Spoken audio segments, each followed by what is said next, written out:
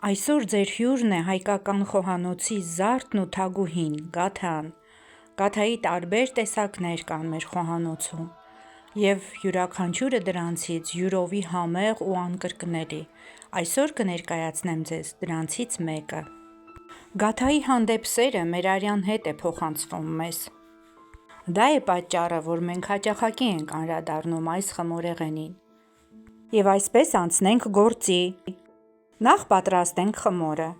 Վերցնենք 200 գրամ փափկեցրած կարագ, ավելացնենք 1 թեյի գդալ աղ, 3 թեյի գդալ շաքարավազ, 2 ձու,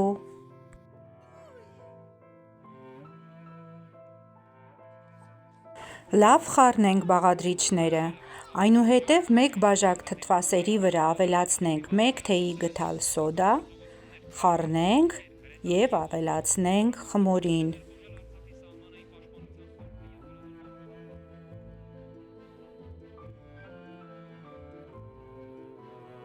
Խառնենք այնքան, մինչև ստացվի միասեռ զանգված։ Վերջում ավելացնենք ալյուրը՝ 3 բաժակ։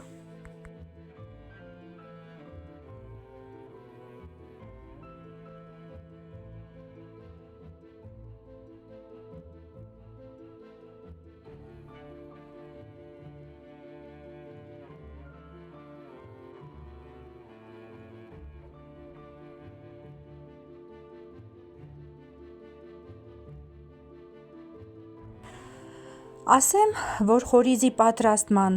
տեսահոլովակ արդեն ունենք մենք ալիքում։ Հղումը կտեղադրեմ նկարագրության բաժնում։ Այս չափաբաժին խմորի համար անհրաժեշտ է լինելու կես չափաբաժին խորիզ, ընդհանուր քաշը 300 գրամ պատրաստի։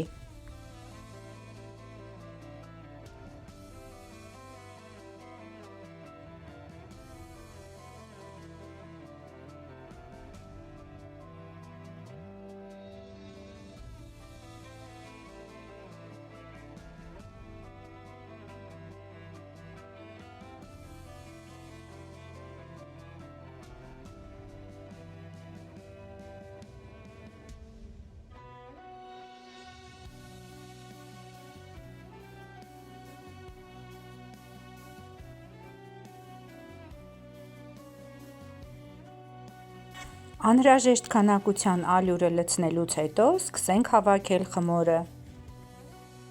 Եթե ձեզ թվա, թե խմորը փափուկ է, ալյուր չավելացնեք, այն միևնույն է ձեռքերին չի կպնելու։ Շատ թեթև ծակոտկեն խմոր է ստացվում։ Խմորը տեղափոխենք սեղանի վրա և բաժանենք 2 հավասար գնդերի։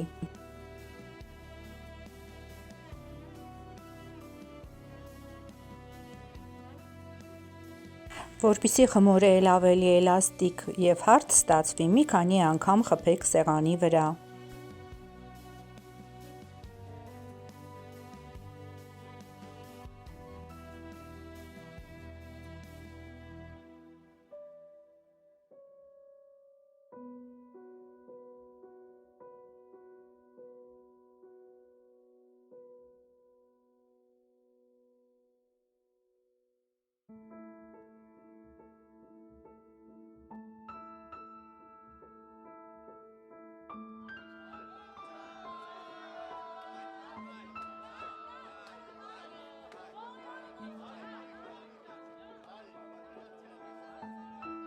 Խմորը մի փոքր հանգստանալուց հետո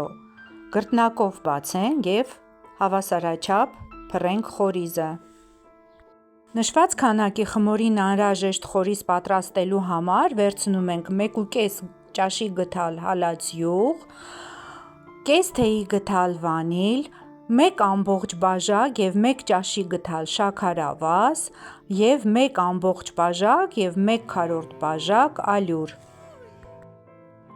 Այս չափաբաժնով պատրաստված խորիզի կեսը լցնում եմ մեկ գնդի վրա, մնացածը մյուս։ Գունդը ռուլետաձև փաթաթենք, եզրերը ամրացնենք, որ չբացվի,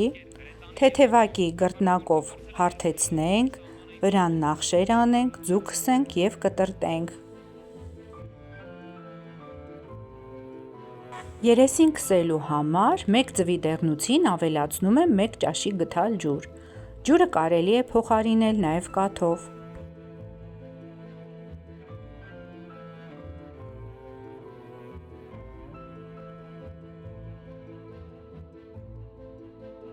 Որպեսզի գաթաներիս տեսքն ավելի գեղեցիկ լինի, ես կունդը կտրտում եմ ձևավոր դանակով։ Դուք արեք ինչպես ինքներդ եք ցանկանում։ Մեկ գնդից ստանում եմ 9-10 կտոր գաթա։ Ջեռոցը տաքացրեք նախապես մինչև 180 աստիճան և թխեք գաթաները։ Ստացվում են անմահական կարմրաթուշ համեղ գաթաներ։